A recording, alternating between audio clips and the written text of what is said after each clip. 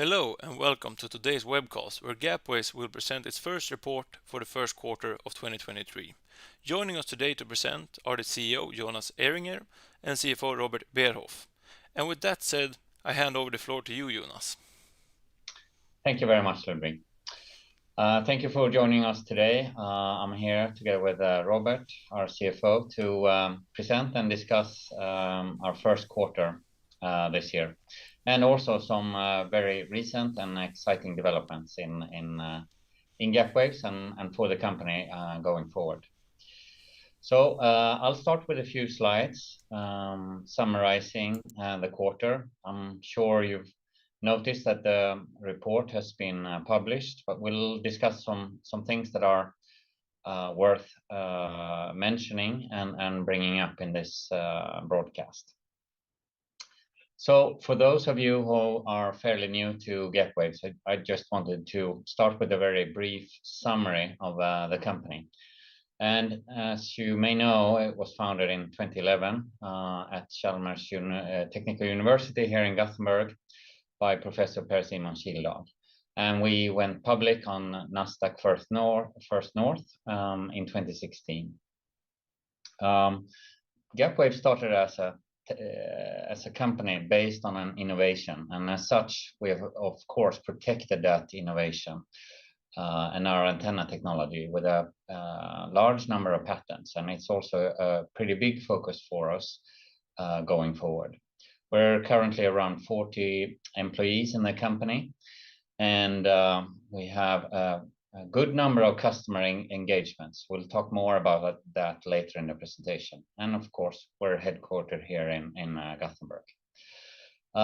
Today, I would say that waveguide technology and Gapwaves version of waveguide technology is an approved solution, and it's the way to move forward in automotive radar sensors. And you may already know that we have prominent contracts with 3 leading tier 1 suppliers to the automotive industry, namely Ehinger, Hella, and Bosch. And recently, which we will discuss quite a bit in the later part of this presentation, is of course the news that we announced regarding our investment in a company here in Gothenburg that are doing radar sensors, imaging radar sensors. We'll talk more about that later in the presentation. And you may have heard me and others from the company state that our version of waveguide antennas are especially well suited for the automotive industry, because our innovation means that they can be produced in a simpler way with more cost-effective solutions, which is really important for high volume manufacturing, which is a requirement in the automotive industry. Okay, so that's the background. Now we're moving into to the first quarter, and Robert will help me discussing some highlights and some important observations in our Q1 report. Basically, it's business as usual during the first quarter, meaning we have a fair number of ongoing projects that are progressing according to plan. But to mention a few things, of course, we announced also a new contract, a new project with Hella, which involves a new generation of their radar sensor, so the antenna part. So we're in a development contract for a new generation, not the one that we started back in 2021 together with Hella, but actually a generation that will follow on the first one, which is very good news for us, because it means that we're involved not only in one generation of radar sensors for Hella, but 2, and several different versions. And the Bosch contract, which we have talked about quite a bit before, is progressing according to plan. It's a huge project and a huge contract, of course, and a long timeline. But we're 3 quarters into that agreement now, and it's progressing according to plan. It was also good news that one of our longer-term partners since several years, Smart Micro, we were able to conclude supply of a larger number of antennas to them in a supply contract, which was also announced. So it's a minimum guaranteed volume, which is contracted in that agreement. And also we've seen some changes in what we call a mobility segment, where some of our customers in this segment have experienced delays and are probably impacted by more macroeconomic factors. We'll discuss that also. So short wrap up on the financials. You saw that we had net sales of 4.9 million, a bit lower than last year for the first quarter. So of course a disappointment for us, but our underlying amount of activities is pretty good and strong. So this is typical in these long projects that it varies over time. We had higher costs than normal in the quarter. So our EBITDA was lower than compared to last year. As you know, we're in a strong cash position, and we ended up the quarter with 172 million in cash. So we have a good situation in the company from a cash and liquidity point of view. We'll discuss more about the cost drivers in the company, but Gapwaves is still expanding and growing, and that means that we're building the organization, we're hiring more engineers and other competencies to drive our business going forward. And we've had some not really one-time costs, but extraordinary costs that are not really normal for a quarter. We'll discuss those also. That was the short summary, and I'll think it's better that we let Robert start the discussion so we can talk a bit more about the quarter and some of the highlights that we want to share with you also, not only on the sales side, but also some other observations. Yes, sales came in at 4.9 million compared to 5.8 million last year, decline of almost 16%. Could you perhaps explain a bit why our revenues could tend? Yes, it's a good question, because this is an important consideration when it comes to Gapwaves. Our projects are very long, and by very long I mean several years, 4, 5, 6 years perhaps, before we get into production. And it means that there are different phases in these projects, and they pace differently. And of course, our customers, the tier ones in the automotive segment, they have the same situation with the car manufacturers. So it's a complex, let's call it timing challenge. And during certain periods, there's more work for the tier one than on the antenna side. Remember that the tier one, they need to put together a complete working radar sensor. So they have many components that should be working together. And of course, they have extensive testing and, on a function level also. And also demonstrating and verifying together with the OEM that the product is meeting requirements and specification. So this influences Gapwaves, because we're kind of down the line, and we have to adopt according to also other stakeholders in this value chain. Yes, and you mentioned that our results was a bit lower than last year, coming in on an EBITDA on 16.1 negative. Looking at the costs, I'm sure that many of our shareholders are a bit interested in that part.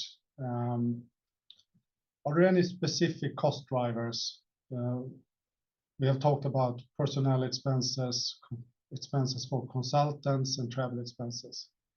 Can you give us a little more background behind those? I'm happy to. I mentioned that we have pretty big contracts. That means that Gapwaves will be a supplier of antennas. That means that we, for instance, have to meet certain quality standards in the industry. Now I'm talking automotive again. And for instance, Gapwaves have been adding that competence into the company. And of course, we add more capacity on the engineering side because we have more projects. So I consider that expansion pretty normal and expected. But as you indicate, Robert, we've had other expenses also. One type of expense that has increased compared to the previous few years is actually travel expenses. And that's ultimately a good thing because after the pandemic, we can now start to meet our partners and visit customers and go to events to attract more customers, which we have not been able to do the last few years. So of course, it's natural that that increases. Now, looking at the less comparable or more one-time type of costs, it's mainly related to patent and IP in this quarter, because we've had some developments in the world where more and more companies are interested in this marketplace because the radar market is growing, and especially in the field of waveguide antennas. So more and more industry companies are interested in this, and we've been evaluating other patents as well as benchmarking our patents versus other intellectual property in the market to make sure that our position is strong, and also ensuring that there is no other IP that would prevent us from working in certain fields or with certain technical solutions in our antenna. So that's also one thing. It's been a pretty big focus, and we've had several patent firms in different markets involved, and of course that drives cost. Yeah. And another thing that we will get back to a bit in a few minutes here is, of course, what you see in this slide as the strategic initiative.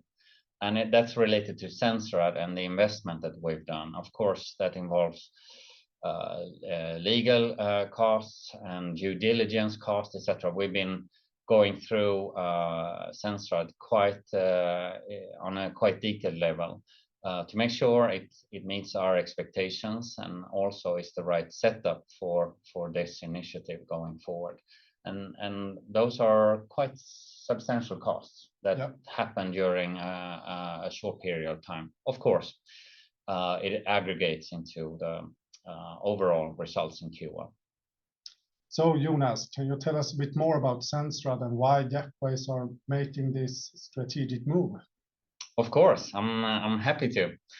And so this is part of a strategic initiative. If you have listened to some of the presentations that we made during the fall and end of last year, I've indicated that we've learned about some market segments where there is a need for radar sensor products that are really not available in the market. And based on that and input from customers, some of the customers that we have currently in some of our projects, they've also indicated that they have a need for a complete and finished high performance or imaging radar type of solution. And one thing led to another, and we've been working with a company nearby here in Gothenburg, or within a project that later became this company, Sensrad. And we noticed that these inputs and these observations, they coincided very well, meaning that Sensrad is on a very good track to meet or fulfill those requirements that we've seen in the market. And I'll give you a short overview of Sensrad here also, just a few minutes. So to summarize our investment, we we acquired 30% of the shares in Sensrad, and we also have a right to acquire another 30% up until end of June next year. This per se does not really affect the antenna business in Gapwaves. Sensrad will become a customer for Gapwaves antennas in the short term. Robert and I will actually join the board of Sensrad because it's a partnership with the other owner, or the majority owner, which is Camcom. And also one of our key persons in Gapwaves, which is Marcus Hasselblad. He's our current CTO in Gapwaves. He'll take the position as a lead for our radar initiative, and as such, he will also be the CEO for Sensrad going forward. And the reason why we made this investment is really to add or tap into another product segment, or several other product segments in the market, with products that are finished, complete products, not just the antenna component. And obviously, based on the technology that Sensrad has already developed in terms of the radar sensor, there are also very strong synergies adding the Gapwaves antenna technology into it.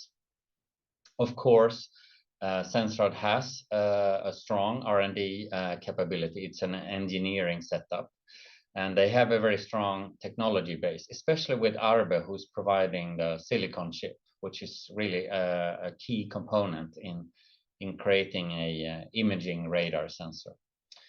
And this also means that Sensrad is offering not components, it's offering complete radar sensors and very high performing radar sensors to the market. And that's a much stronger position in the value chain than just offering components. We also see that the other segments outside of automotive that Sensrad can address with this product are very attractive as a complement to the automotive business that Gapwaves has, because cycles are shorter and turnaround times are much quicker. Pricing levels are also much higher, although with smaller volumes, but the margins in these products are much higher than what you can accomplish with a component of a radar sensor. Can you give some examples of those market segments?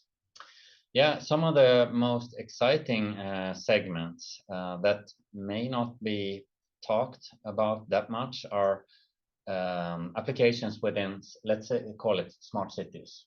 It's a very broad term, but it could be surveillance using radar sensors to, for instance, detect presence at the power station or a power grid station or something like that, or even with surveillance around buildings, etc. You can use radar sensors of high capability instead of cameras. Cameras suffer from being an optical solution, so you need good visibility, and there cannot be dirt on the camera, for instance. But the radar sensor is relatively insensitive to those conditions, and radar sensors also have a very interesting advantage compared to cameras.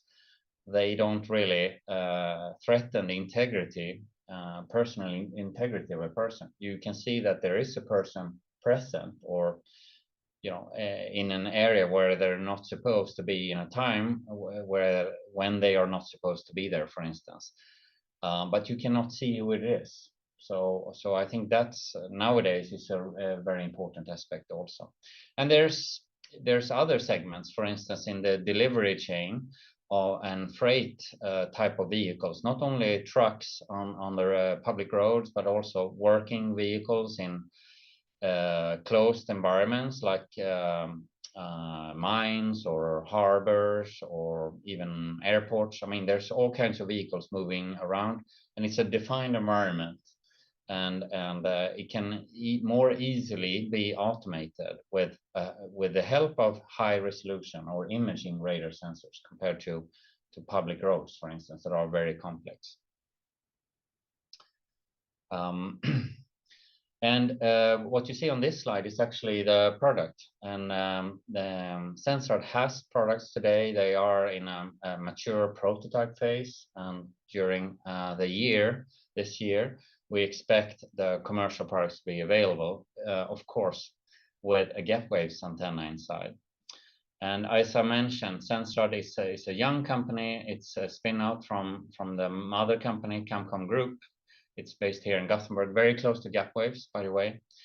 And they have partnered with Arbe since a few years. And like I mentioned, they're not targeting the automotive industry or personal cars. They're looking at other segments, such as we just discussed.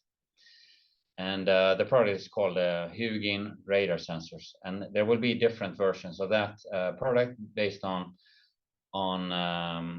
depending on the application area, essentially. And the business idea for Sensrad is, of course, to have this very high performance imaging radar sensors that has performance and capability which is completely unmatched in the market. And we think that utilizing this together and going to the market together gives us an advantage and a time window, which we don't really see anyone else matching in the coming few years.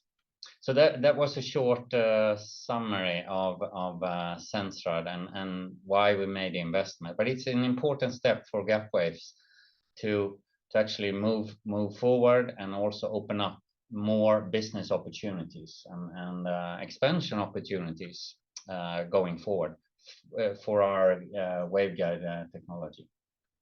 So that was a few slides and some information on Sensrad. We're very excited about this and also the possibility to add a new business area potentially for Gapwaves going forward, and also to partner with Camcom, a company that we know quite well, and we have a good match between the companies, and there's a lot of know-how and competence also. And with that, we're planning to close this session, and thank you very much, Robert, for helping me out today. As you noticed, we're trying a bit of a new format, and thank you also to everyone watching this short presentation and discussion. For spending time with us. And if you have any questions or any comments, do not hesitate to contact us at Gapwaves, the usual ways. You can find the contact information on our website. Thank you very much. Thank you.